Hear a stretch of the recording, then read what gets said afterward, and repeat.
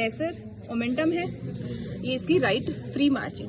C this is the right free margin. You can easily feel interiorly, यहाँ पे आपको कुछ ल्यूमिनर स्ट्रक्चर फील होती है। There is a portal vein posteriorly, और आगे की तरफ है आपके हेपेटिक आर्टरी और कॉमन बाइल डक्ट, और पीछे की तरफ हम फील करेंगे तो इंफीरियर वेना केवा, और ऊपर की तरफ caudate lobe of the liver, inferiorly होगा first part of the duodenum. ठीक है, तो ये जो है this is the communication between the greater sac with lesser सेक।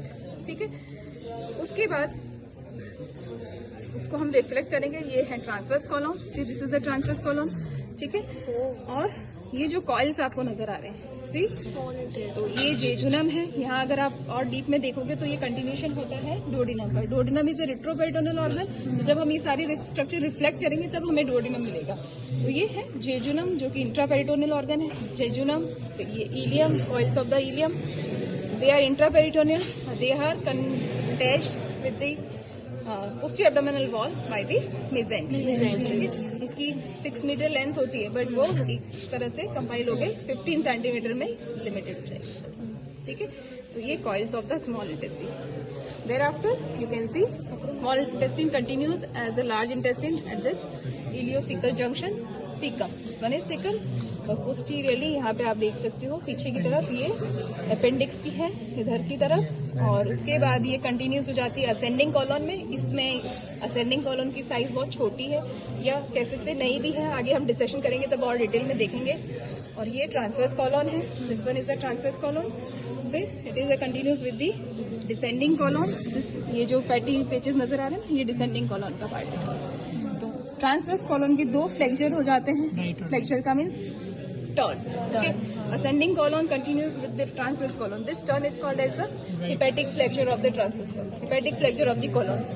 तो राइट साइड लेफ्ट साइड में आएगा वो splenic flexure of the transverse. इस तरफ स्प्लीन होता है, इसलिए you can feel spleen also. पीछे की तरफ आप जाके स्प्लीन को भी फील कर सकते हो। ये है spleen, this one is the spleen. Okay, तो जो स्प्लीन को पेरिटोनियम जो कवर करती है, फिर स्प्लीन से एक फोल्ड जो पूरा कवर किया उसको एक फोल्ड जाएगा स्टमक की तरफ, एक फोल्ड जाता है किडनी की तरफ। तो गैस्ट्रोस्प्लीनिक लिगामेंट बनता है, और एक इसको नीचे की तरफ कनेक्शन देता है, ऊपर की तरफ भी वो कोलोन को कवर करेगा। ठीक है, तो कोलोन से डायफ्राम की तरफ जो फोल्ड जा रहा है और वो लिगामेंट बनाएगा फ्रेनिकोकोलिक। कोलोन से स्प्लीन की तरफ जा रहा है तो स्प्लीनोकोलिक लिगामेंट। स्प्लीन पढ़ोगे तब हम और इसको डिटेल में बता देंगे। तो अभी आप ऑर्गन्स आइडेंटिफाई करो, और एक जो एरिया इंपॉर्टेंट होते हैं जैसे लीवर के राइट साइड में और लेफ्ट साइड में जो फोल्ड्स होगा, कंटिन्यूशन होगा, पैराइटल जो विस्टल में कंटिन्यूस हो जाती है।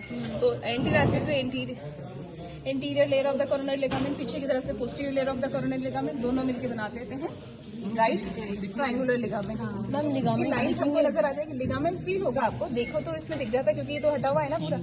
ये फील जो हो रहा है जहाँ पे आपकी फिंगर जाने से रुक रही है, दैट इज द लिगामेंट। जो उसको कम उस वाले कैटेगरी बहुत अच्छा दिख रहा है, उसमें देख लेना। और लेफ्ट साइड में जो होगा लेफ्ट ट्रायंगुलर लिगामेंट, क्योंकि यहाँ पे दो लेयर नहीं है, यहाँ पे सिंगल ट्रायंगुलर लिगामेंट बनता है। ठीक है, और लीवर को आप थोड़ा सा ऊपर की तरफ पुश करोगे, देन यू कैन फील यहाँ पे है ना, नीचे की तरफ इंफीरियर सरफेस है, पीछे posterior inferior surface of the liver, और पीछे है kidney. That is the hepatorenal pouch. Hepatorenal pouch most dependent part in males. ठीक है, इन सुपाइन पोजीशन। ओके, और in pelvic region you can see, जब आप ये coils of the small intestine हटा दोगे, लार्ज इंटेस्टाइन हटा दोगे, तो आप देखोगे यहाँ पे ये पोजीशन है यूट्रस के, दिस इज द ओवर, और इसके पीछे की तरफ यूट्रस के पोस्टीरियरली पाउच ऑफ डगलस की फीलिंग है। This is a recto uterine pouch, anteriorly uterus है, पोस्टीरियरली रेक्टम।